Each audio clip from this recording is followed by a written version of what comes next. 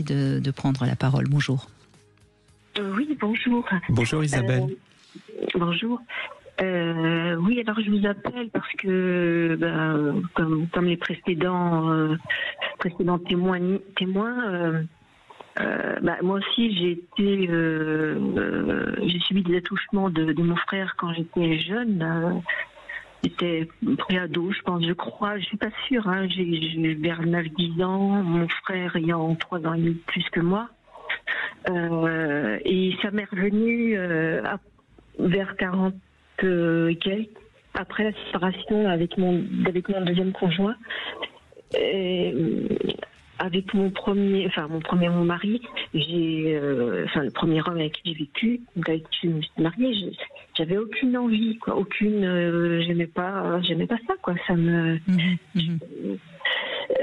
Après, c'est vrai que j'essayais parce que j'entendais autour de moi, c'est super, c'est génial, nanana. Et moi, non, quoi. Et après, j'ai rencontré le père de mes enfants. Bon, oui, parce que j'ai eu 2 enfants, parce que je m'obligeais à faire en plus d'être quelqu'un qui avait des pratiques un peu sadomaso, ce qui ne m'a pas arrangé du tout parce que ça a empiré les choses. Et donc je vais voir, après mon premier divorce, j'ai commencé à consulter parce que je me disais c'est bizarre que j'ai aucune envie, ça me dégoûte, j'aime pas ça, enfin. Et ça fait plus de 30 ans que je vais voir, je consulte et je m'en sors pas. J'ai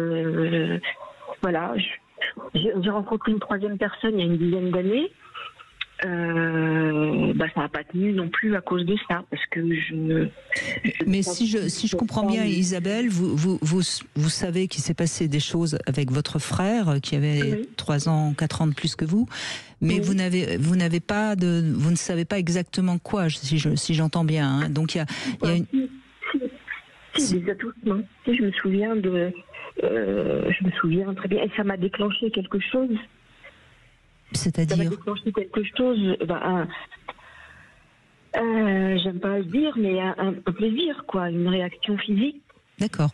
Vous avez eu de la jouissance avec votre frère quand vous étiez enfant, hein, c'est bien ça ? Ou c'est de l'évoquer qui a provoqué cette jouissance ? Pardon ? À quel moment il y a eu ce plaisir ? À l'époque avec votre frère ? Oui, ça m'a déclenché un plaisir. Mais c'est toute la difficulté. Bien sûr. Vous savez, Isabelle, on m'a suffisamment critiqué parce que j'ai osé dire qu'on pouvait jouir lors d'un viol, et votre frère vous violait quand il vous a touché. Et ça vous provoquait du plaisir, et donc ça a provoqué beaucoup de honte, beaucoup de culpabilité, beaucoup d'incapacité à se sentir victime puisque vous avez eu du plaisir, et une incapacité à en parler à qui que ce soit puisque vous avez eu du plaisir. Et c'est tout ça qui est lourd à porter, vous voyez ? Oui. Alors, ça m'est revenu à la mémoire. Je vais certainement rejeter tout ça. Je vous dis, j'avais... Après, oui, bien sûr. Sans doute qu'à un moment donné, vous avez mis ça dans un placard, une couverture par-dessus, pour pouvoir vous en sortir. Ça, c'est... Et puis j'ai eu il y a eu plein d'événements dans mon enfance, ma jeunesse, qui ont fait que mon père me disait, méfie-toi ma fille, tous les hommes sont des cochons. J'ai vu mon grand-père se masturber, j'ai été touchée. Ça aussi, c'est un abus, Isabelle. Ça aussi, c'est un abus de voir son grand-père se masturber. Oui, il y a eu plein de choses comme ça qui ont fait que ça m'a... Vous êtes dans une famille incestueuse. Ouais.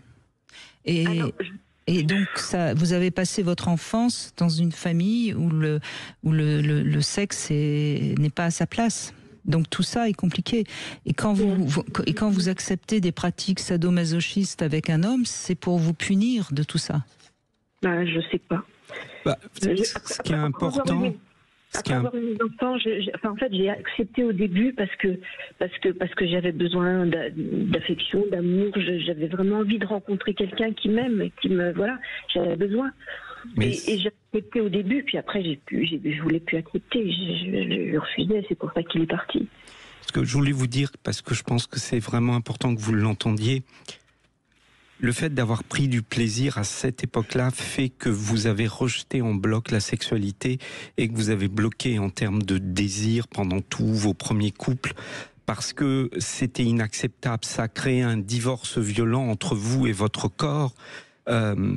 Vous étiez consciente de subir un abus et votre corps y prenait du plaisir.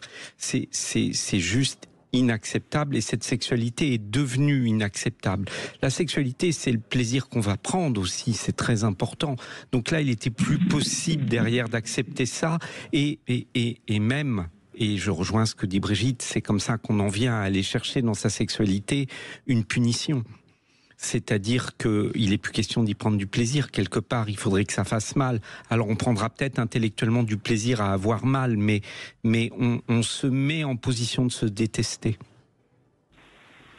En fait, je le dis rarement, parce que ça fait 30 ans que je consulte et que je m'en sors pas, mais je le dis rarement, mais c'est vrai que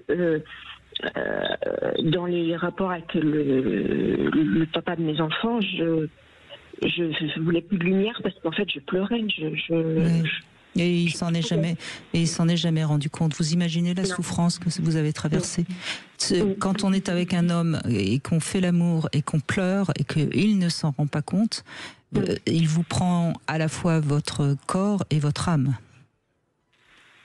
Vous voyez ce que je veux dire? Et donc et moi, ce que je crois, si je peux me permettre, Isabelle, moi j'ai le droit de tout dire parce que je ne fais partie d'aucune chapelle.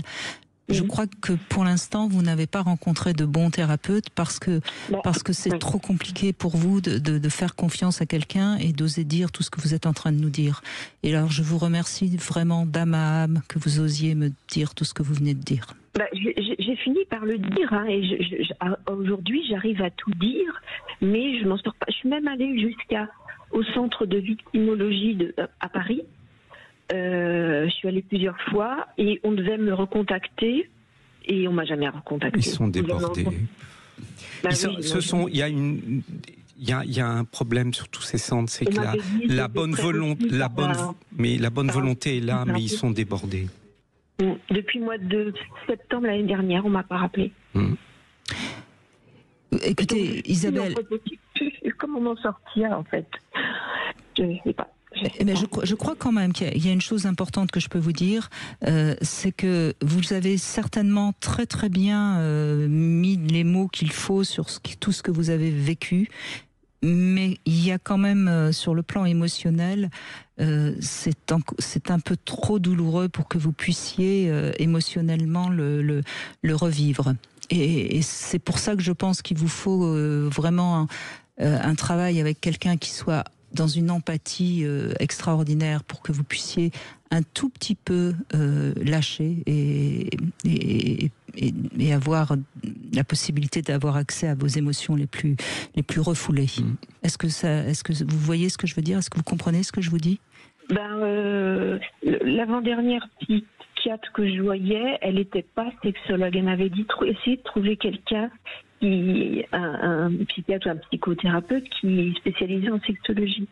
Et j'ai eu du mal à trouver, j'ai eu vraiment du mal à trouver. Mais je suis d'accord parce qu'il y a beaucoup de sexothérapeutes qui sont pas capables non plus d'entendre ce que vous avez à dire, parce que beaucoup de sexothérapeutes sont pas forcément dans cette approche-là. C'est une approche très particulière que Philippe Arlin a, parce que peut-être qu'il a un peu plus souffert que excusez-moi, hein, je parle de vous, mais j'en dirai pas plus, Philippe.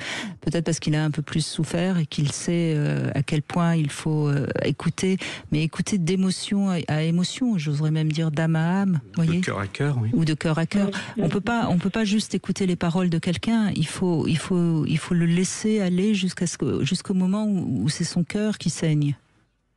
Oui. Vous voyez? Et ce que vous avez à confier, visiblement, c'est depuis votre prime enfance que vous avez vécu des choses, des abus sexuels, me semble-t-il. Et donc forcément, vous avez mis une chape de plomb là-dessus, parce que sinon vous ne seriez plus en vie. Oui. Mais aujourd'hui, vous avez envie de vous libérer, de tout ça.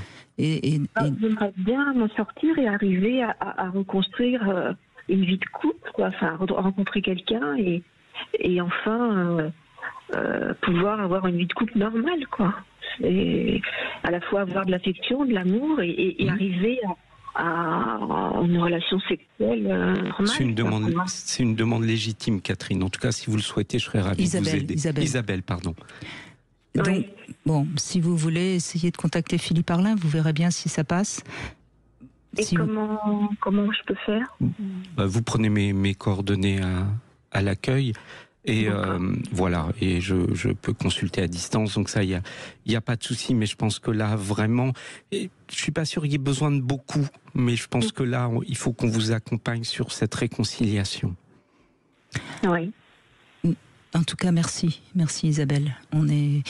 On a été touchés par votre témoignage et on a été touchés par tous les témoignages. C'est toujours difficile de conclure une émission de ce genre. Merci Philippe Arlin et bravo pour le travail que vous faites. Et je conçois que, évidemment, ce ne soit pas tous les jours facile non plus pour vous. Merci à tous.